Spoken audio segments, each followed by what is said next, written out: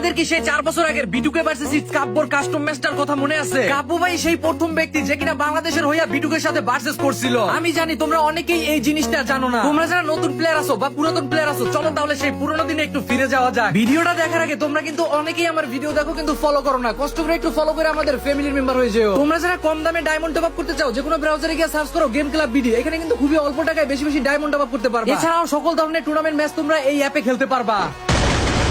Sam, let me do 1 versus 1. তুই যে একদম রাইট দে, একটা একদম right Oh, God, headshot. Desert দেখা গ্লোয়ালটা পড়তেছে না, গ্লোয়াল পড়তেছে না। স্যাম, আমরা একটু বিটুকের সাথে একটা ভার্সেস করতে যাও না, অন দিয়া। ওর কাছে অন আছে। হ্যাঁ, কোথায় ও সেটা দেখ। সারবা নাকি এটা বল। হ্যাঁ, পারবো বাইর করতে পারবো।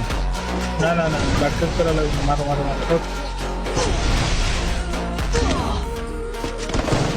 ভাই কি ভাই গ্লিচের মধ্যে যদি মায়েরা দেয় ভাই, তাহলে ব্যাপারটা খুবই বিচ্ছিন্ন লাগবে। হ্যাঁ, গ্লিচের মধ্যেই মারবে সে। হিল্লা ভিতরে ঢুকে যাবে, কি বাজে ঢুকো।